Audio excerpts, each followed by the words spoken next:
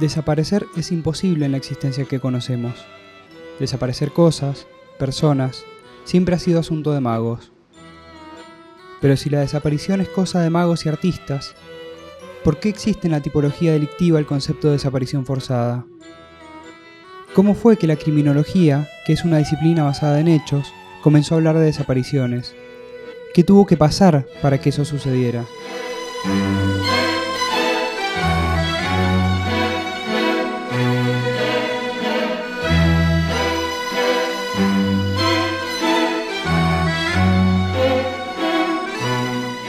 Durante la última dictadura, hubo un plan sistemático para matar a grupos de personas opositoras al régimen. El modo de operar fue el secuestro, la detención en centros clandestinos, la tortura, el asesinato y el ocultamiento de los cuerpos. Y en muchos casos, el robo de sus hijos.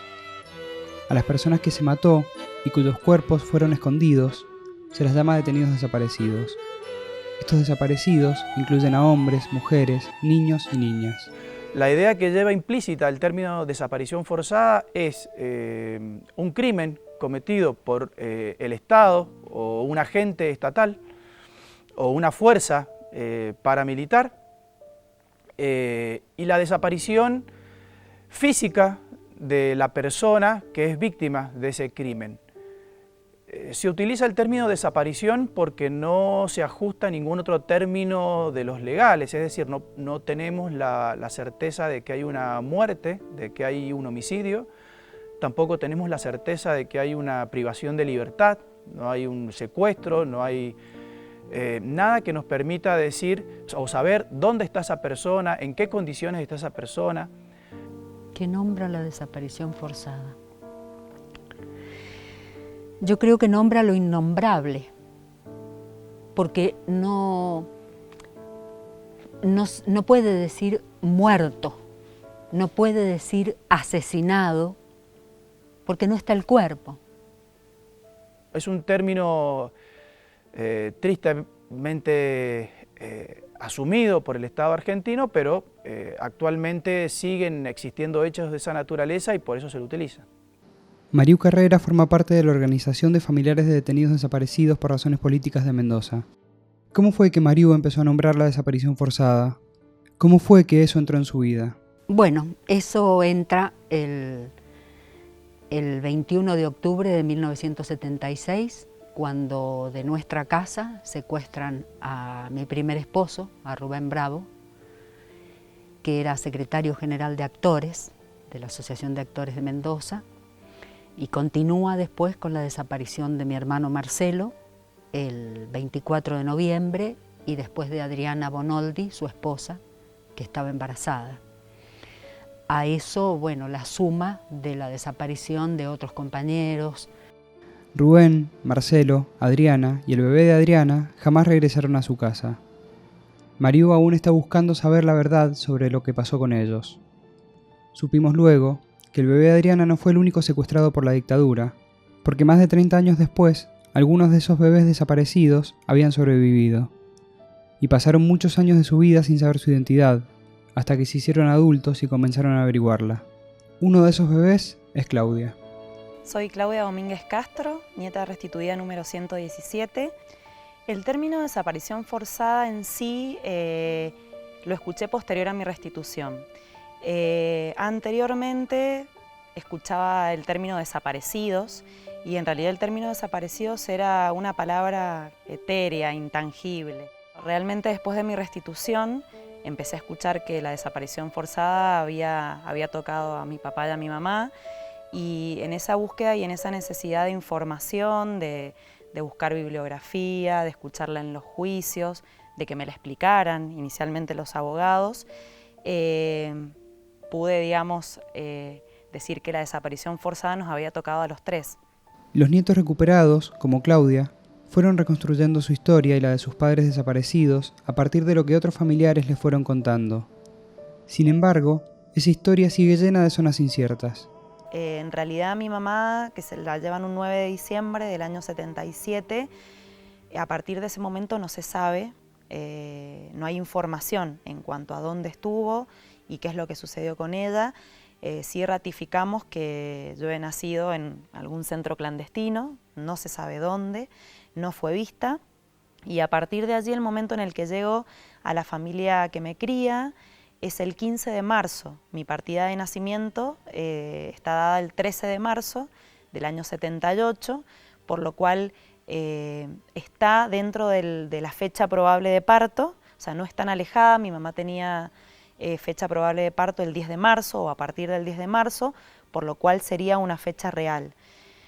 Recién nacida llego al matrimonio, inclusive pierdo el cordón umbilical ahí, o sea que es probable que yo haya llegado, como a mí me dicen, el 15 de marzo, ahora no sé esos 2 días si puedo haber estado con mi mamá, si puedo haber estado en otro lugar, esos datos no los tengo.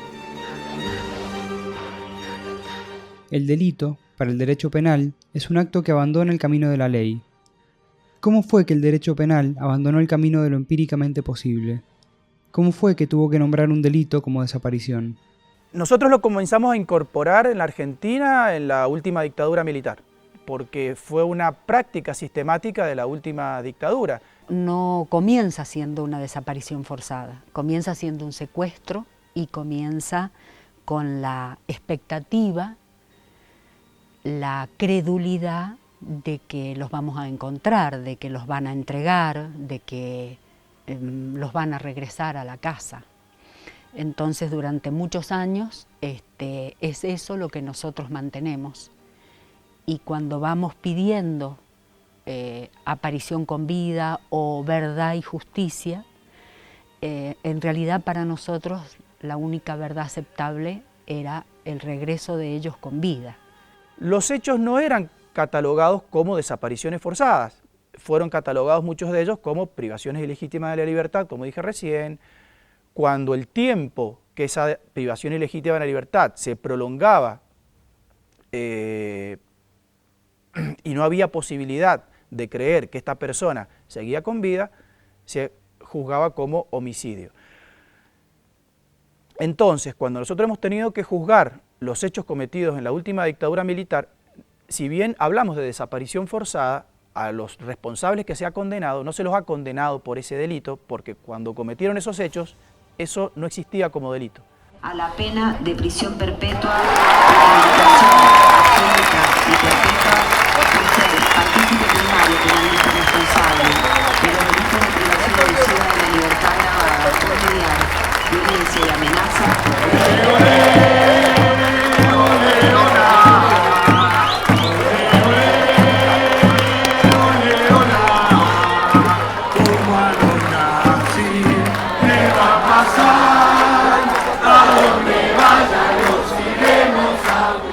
Bien, la desaparición forzada no existía como delito, pero sí eran delitos el secuestro y el homicidio. Entonces, cuando los familiares denunciaban los secuestros, ¿qué respuesta obtenían? Las autoridades militares de la época no asumían que cuando se reclamaba por el paradero de una persona para saber dónde estaba, se decía que había sido secuestrada o si había sido sacada de un domicilio, del trabajo o en la vía pública por personas que estaban vestidas de civil, pero que por el armamento o por la forma de proceder podrían pertenecer a alguna fuerza militar o paramilitar o paragubernamental. La primera excusa siempre fue el no pertenecen o no responden a la autoridad estatal o a la autoridad militar que estaba gobernando en ese momento.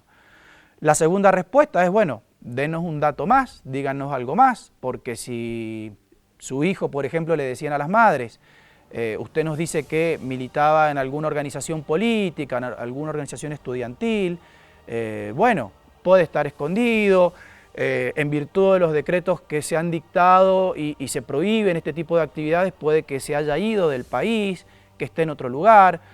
Durante muchos años nos planteaban que se habían ido, que los tenían secuestrados grupos montoneros, o generalmente decía que eran montoneros los que los habían secuestrado, que estaban en otros países, que se habían ido con otras mujeres.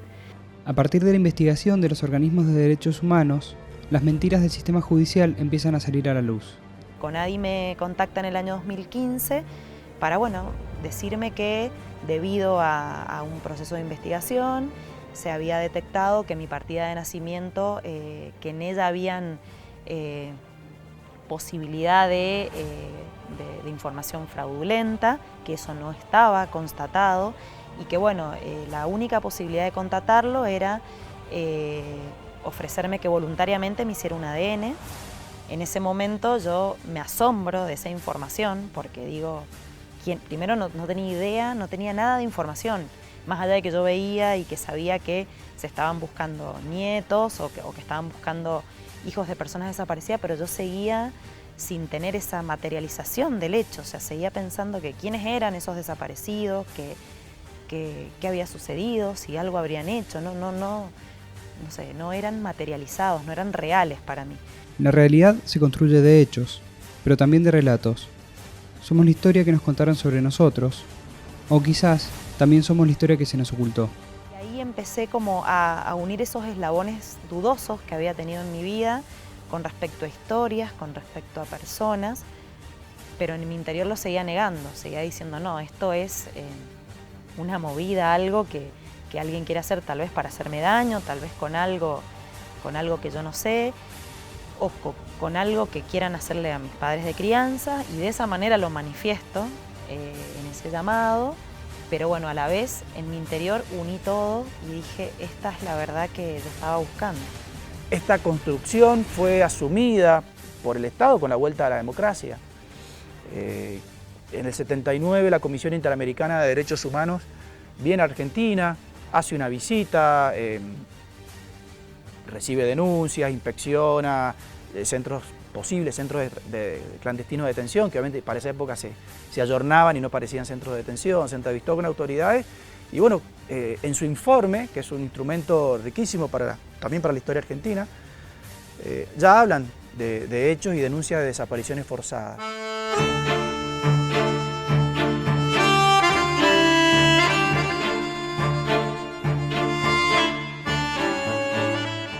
Llaman, era la misma persona que me había contactado de CONADI y bueno, me dice, para alegría nuestra, tenemos el resultado de tu ADN y es positivo. Bueno, en ese momento yo, no sé, creo que perdí noción física del tiempo y del espacio.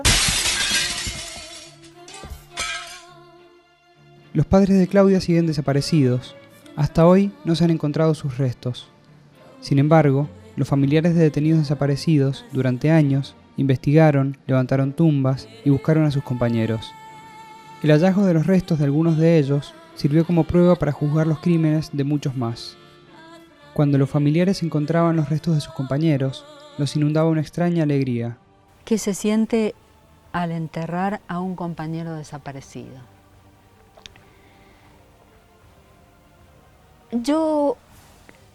Primero en todo esto nosotros hemos hecho un proceso colectivo y los compañeros fueron transformándose, aun cuando no los conocimos a todos personalmente, pero se fueron transformando en nuestros compañeros, en nuestros hermanos, en nuestros. Y creo que es eso lo que produce una alegría distinta. Regresarlo a su hogar, a sus padres, a su espacio.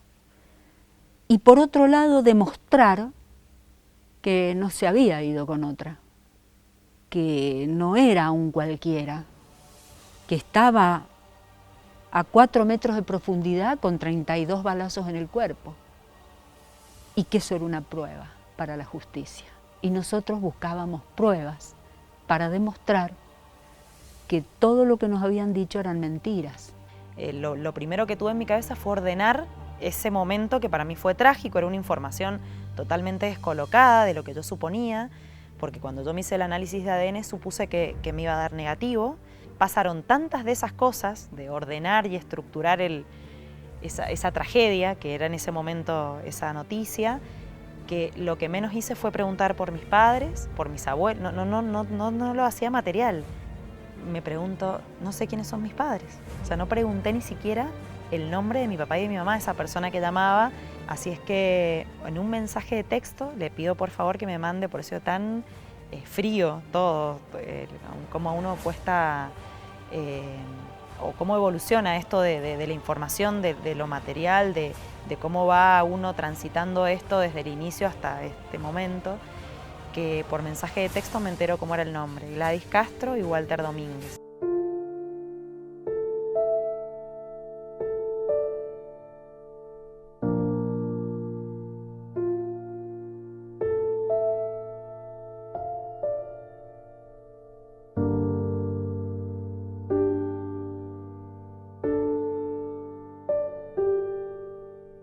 Esto es lo peor que ha sucedido, que se puede llegar a hacer por un gobierno, que es la desaparición forzada. Es no entregar el cuerpo de una persona. Es peor que la muerte misma, porque es el robo de esa muerte. No unía estas desapariciones con esta desaparición forzada, con esta lucha, con que ellos eran mis padres. Pero inicialmente lo que necesité fue empatizarme con mis abuelas y acompañarlas. Cuando yo las conocí a ellas, que fue al poco tiempo después de enterarme, fueron pocos días los que pasaron y las conocí y pude conocer de mis padres y de mi historia, sentí eso, lo que había supuesto, que era que no quería que ellas pasaran más tiempo buscándome. Algo que tiene que ver con la humanidad, porque la humanidad necesita de la vida, del nacimiento y de la muerte. Necesita para seguir, necesita de ese continuo que es la vida y la muerte, la vida y la muerte, la vida y la muerte, para que haya vida. Se estima que son más de 500 los niños nacidos en cautiverio. Muchos de ellos están aún desaparecidos. Cada vez que un niño de estos, ahora adulto, recupera su identidad, las abuelas de Plaza de Mayo le asignan un número de recuperación y publican esa verdad que nos pertenece a todos. Me hacía ruido el hecho de que mi nombre fuese transformado en un número y que el resto de las personas por ahí, antes de saber tu nombre, te reconocieran por un número.